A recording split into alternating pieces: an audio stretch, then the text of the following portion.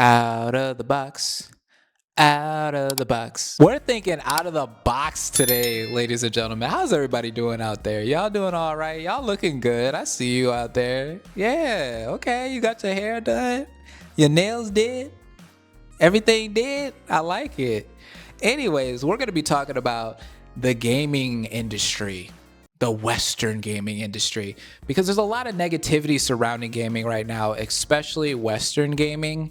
When it comes to the Japanese games, I feel like people are pretty positive about them for the most part. When a new game drops, people are like, whoa, that's super cool. The new Final Fantasy, the new Tales of, the new Metaphor, the new Persona game. You know, people are pretty hype about those. Monster Hunter. There's a lot to get excited about when it comes to Eastern gaming. I think Capcom has definitely been on a rise lately. Even Konami's doing their thing. But when it comes to Western gaming, there's a lot of series and games out there people are not very happy about.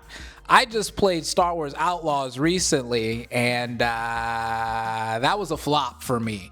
I'm an Ubisoft partner, and I'm saying that. Sadly, I love Ubisoft games. I always have, but that game, man, not good at all. Like, I had a problem with the stealth. I had a problem with the main character. I had a problem with the story. The only thing that I really liked in that game was the environmental design. I felt like that was the best looking Star Wars game. And on top of that, probably the music. The music was really good in that game also. Other than that, that game was a flop for me. Don't know how you guys feel about it. It's not because I was playing as a black woman. It's because the game just was another formulaic open world, empty world game. Okay? Another Ubisoft classic. So when it comes to the negativity surrounding the Western gaming market so far, I feel like it's a little deserved just because a lot of the games that come out are just so formulaic. Doesn't matter if you buy an Ubisoft game or EA game or etc. It seems like they all want to follow this formula of, well, these other games worked before us, so we're just going to try those games and be maybe a slightly little different.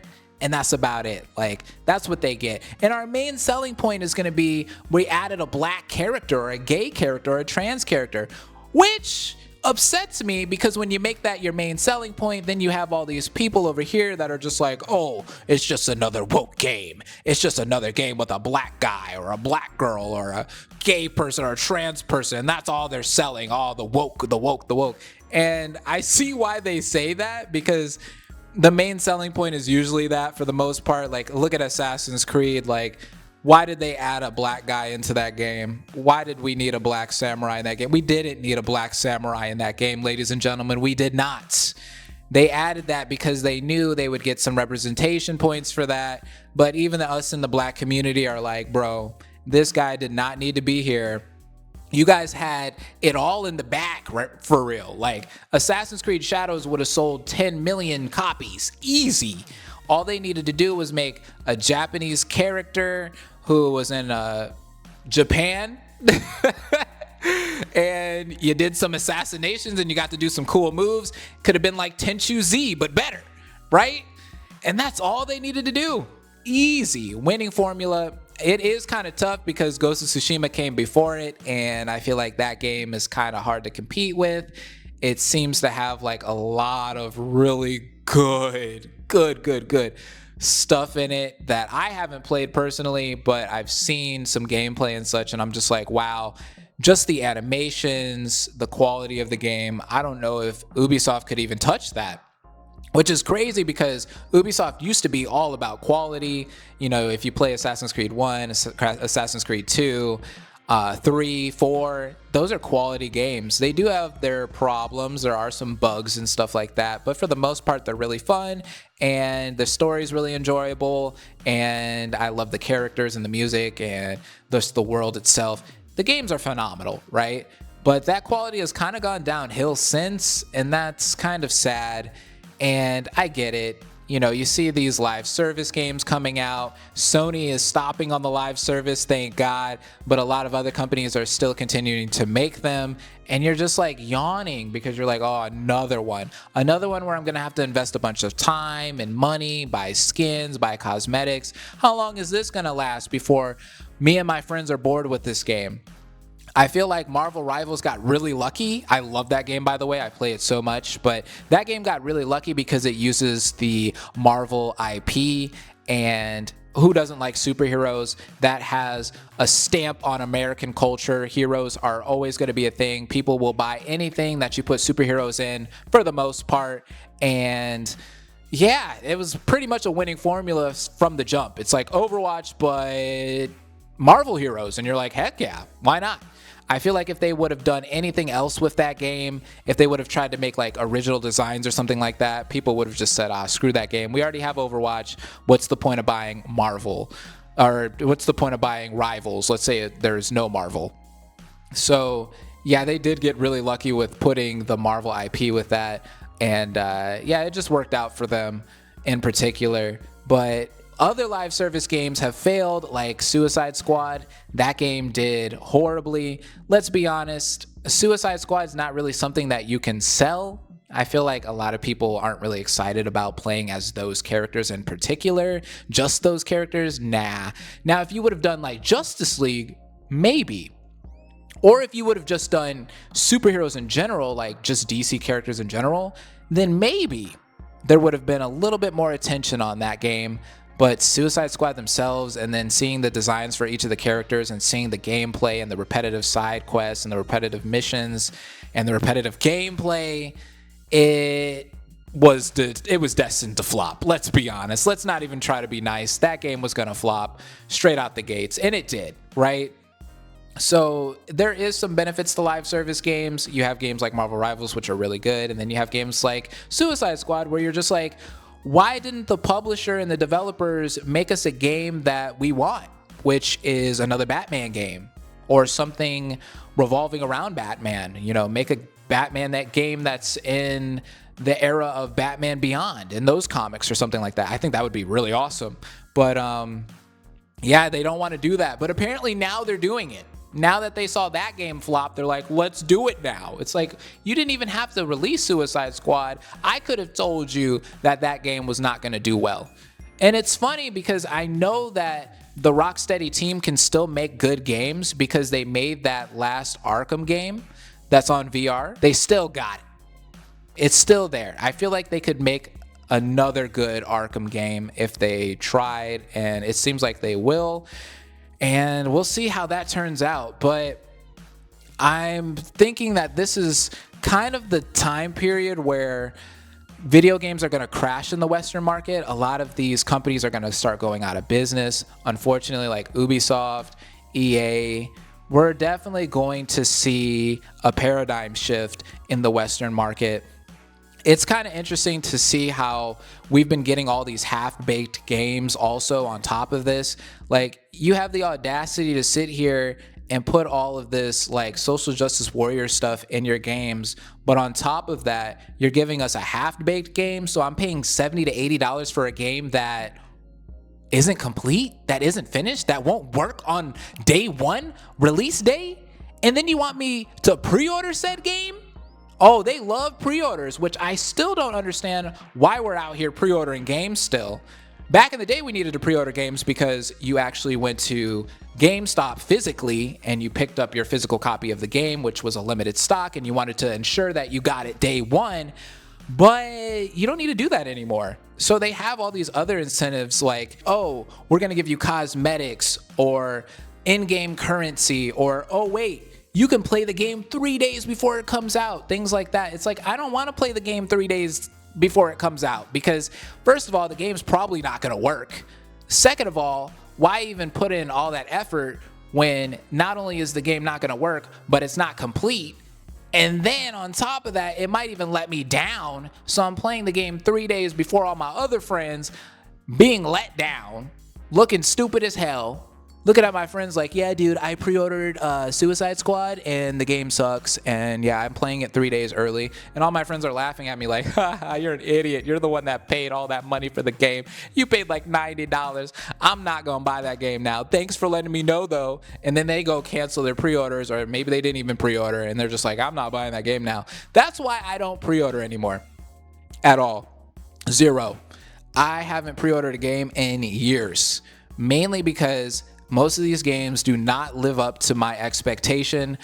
I'm usually expecting, a complete game, something that's good, something that's going to work day one, but I haven't seen that in the gaming industry in a very long time, and I just usually wait for a sale. I'll be honest with you guys. So anytime you guys see me late on a game, you'll be like, Blaze, you're late. And everybody always says this too. You're late. You should have played this game like 3 or 4 months ago when it came out. Well, I'm playing it now. And the reason why I'm playing it now is because it actually works now. Because there's actually content to play now. They actually finished the game. This is the final release of the game. While you guys all played the alpha and beta, okay, for months. So I'd rather just play the game how the team envisioned it to be instead of, playing the alpha or beta. I just can't anymore. I'm over it. Unless a company is willing to send me a game, then maybe I'll play it day one, like Assassin's Creed or something like that. Like, yeah, sure, I'll play it day one if they send it to me and they're like, hey, we're going to give you a review copy. Hell yeah. Then I'll be sitting here in this chair with this microphone in hand giving you guys a review. But other than that, like, I get why so many people are negative about games nowadays. It is kind of frustrating to see when you watch a new trailer of a new game and you're like, ooh, this game looks so cool. And then everybody in the chat or all your friends or everybody on Twitter or Reddit are just like, yeah, this game looks like woke trash. Definitely not buying it. Not worth my $70 to $80. It looks garbage. No. And you're just like, wait, but I kind of like it. Or wait, why don't we give it a chance? Like, we just saw the first trailer. The game doesn't come out until like 2 years from now, or sometimes it doesn't even have a release date. It is frustrating to see that, but I get it. It's one of those things where you've been let down so many times that now they're like, hey, we're giving you something new. And you're just like, yeah, okay. Sure. Is it going to actually work? Is it going to be complete? I get it. I get why people aren't optimistic about gaming nowadays. It makes sense. And seeing developers get on YouTube or Twitter and they're sitting here trying to defend their bad games. Bro, you were on a legacy series, Dragon Age. You released Dragon Age Veilguard. That game has stripped everything that everyone's loved of Dragon Age in the past. The first game, the second game, even the third game. You took all the good stuff away from all those games, and now you're releasing this new game that's modernized, that is dumbed down, has this horrible gameplay where they're screaming at you, telling you what to do. Oh, go over here and press square. You're 20 hours into the game. Oh, watch out, that enemy's gonna attack you. You're 60 hours into the game. Come on now, I know how to dodge. I know how to move. I know how to grab on ledges. I'm 40 hours into the game now. It's nothing new to me. Why are we still hand-holding? People are bored of it. They're tired of it. They want something new.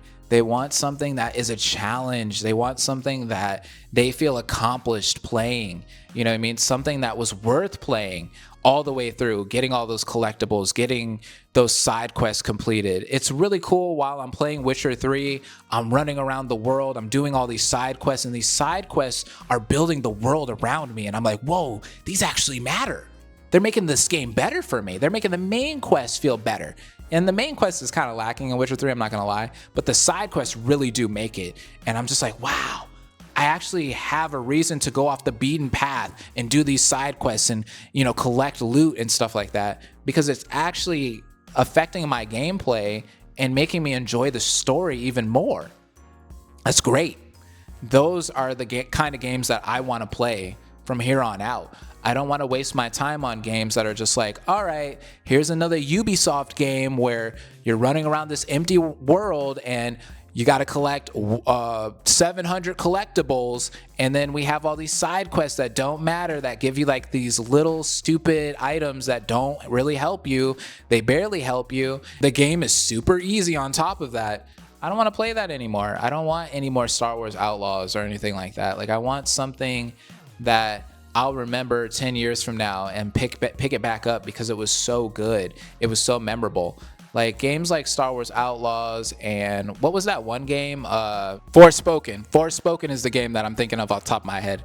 Forspoken, where you're not going to remember these games. They're really boring, they're repetitive, the world's empty, and you can just kind of move on because there's nothing unique or interesting about them. I do want to continue to see representation in gaming. I love seeing my brothers and sisters in games, okay? I love seeing gay people in games, trans people in games. I have no problem with that. That's amazing. Keep it. But give these people a reason to be there. Don't just throw them in because, hey, we need to sell. That would be good. No, give me a really good gay character or a really good gay black character, someone that we can relate to, someone who has a story that's compelling, right? Someone that's not just another cookie cutter stereotype that is just thrown in just because. We don't want Assassin's Creed Shadows Yasuke. Like, why is he even here? He doesn't have a real meaning to be here. Y'all just wanted to do that so you got representation points. And it's like, we didn't need it. You already had the money in hand. Everybody was ready to give it to you. They were ready. They had already given it to you. When they saw that there was an Assassin's Creed in Japan, they were like, here it is. I don't even got to think twice about it. We were all excited. And now they let us down with this game. And I'm just like, I'm so hesitant to get this game because I'm like, is it going to be good? Is it going to be bad? I'm going to try to cover the game for you guys. I'll give you guys my review when it comes out. I'll play it. I'll see how it is. But I don't know, man. I look at the animations of the game and some of the things, and I'm just like, oof, it's looking rough. It's looking like a Ubisoft game, their current games. And it's sad because Ubisoft is one of those companies where I have adored them the last maybe 10 years because they're always the innovators. I don't know if you guys have noticed, but when it comes to like Assassin's Creed and then Watch Dogs, the Legion, Watch Dogs itself, Far Cry, like those games were huge when they first came out. Like Far Cry, what was it, 3 was game changing. You know, Watch Dogs, the Legion, the whole idea of being able to take the appearance of anybody in the world, that's crazy. But they always have these really ambitious game design choices and they underdeliver, right? And that's the sad part about Ubisoft, is that they underdeliver sometimes and they get a little too ambitious, and it's whatever. You know, Watch Dogs could have been a crazy good game. I remember when the first game first showed its first trailer, everybody was like, holy crap, this game looks insane. Everybody was ready to pre-order it. Everyone did pre-order it for a while. Then when the game came out, you saw those 6s and 7s for the review scores, and then people were backing out. They were like, nope, not buying this game. Which is sad because the game's actually pretty good now. Like, people went back to play Watch Dogs 1 and they're like, this game's actually not as bad as we thought it was. And I'm going to play it too. I want to play it and see how it is. But yeah, it's really interesting to see Ubisoft go on this down spiral. And, you know, EA, these are games companies that we have been playing for years. You know, I've played a lot of their games for years. Blizzard, and here we are. Here we are. Seeing Diablo get butchered, Assassin's Creed get butchered, Dragon Age, Mass Effect possibly in the near future if that game ever comes out. I don't know, man. It's just not looking good with Western gaming. I really do wish that they could get it together. They need to. I'm hoping Ubisoft doesn't go under. I'm hoping EA doesn't go under. I hate seeing people lose their jobs. I think that's horrible. I don't ever want to celebrate anybody losing their jobs. I know a lot of people are excited because they're seeing these BioWare devs lose their jobs and stuff like that. And I'm like, that's not something that you should ever celebrate. These are human beings that have a family to take care of. I don't want these people to be out on the streets just because we don't like their games. That's terrible. That's a terrible thing to celebrate. I will never celebrate people losing their jobs, but I do want them to hear us. I want them to listen and be like, okay, this is what you guys want. Let me tell the higher ups that, so then we can make this money, right? Because I know these developers aren't bad at making games. They're great at making games. They're just listening to the publisher talk, and the publisher is saying what they want, and then investors are saying what they want, and they're like, oh man, okay, we got to find the happy medium between all of this. The publisher, the investors, the consumers, and that's got to be tough. I would never want to be in their shoes. I think that's super unfortunate. You know, as a content creator, I can just make whatever I want. I'm making this video right now, but developers don't really get to do that, and I don't blame them for that. So when these games are bad, I'm not like, developers, you guys suck, because I know that they're trying their best. I know they are. They have to be. They're artists.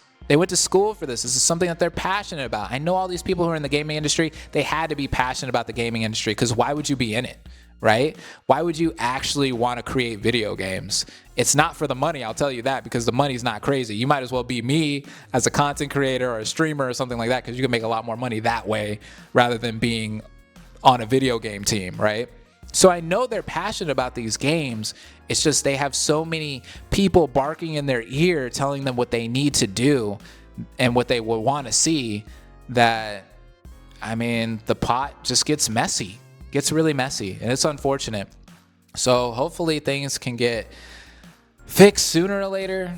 We're going to have to see more people lose their jobs, unfortunately, see corporations go under, but I think gaming is going to hit a crash here in the Western market pretty soon. Japan, they're doing their thing. Konami's doing their thing, surprisingly. Capcom's doing their thing, surprisingly. You know, Capcom had a huge rut that they were in for a while, a long time. And I would say within the last, like, what, 5 to 6 years, they've had some big releases come out. Monster Hunter's hype, Resident Evil's hype every time it comes out. They've had some big games, and I'm really happy to see that for Capcom, because I've been a Capcom stan forever, man. I love that company. They are amazing. Them and Ubisoft were like my top 2 companies, but, you know, Ubisoft is kind of like going under and under and under. I really like the Splinter Cell games. I wish those would come back. Prince of Persia, Rayman. There's so many good IPs that they could be releasing that ain't here. What's going on? It's unfortunate, but, you know, it is what it is. I want to hear your guys' thoughts, though. Let me know how you guys feel about Western gaming right now. I already know what's going on in Japan. Japan's great. They're doing their thing. Let me know how you feel about what's going on here in the West. I'd really love to know. And subscribe if you're new. And I'll see you guys in the next video. I want to do more like news videos and commentary videos like this. So if you're interested in these, if you just want to like listen to me talk for like 20 to 30 minutes about things that I'm interested in, tune in. I appreciate you guys. I'll see you guys next time.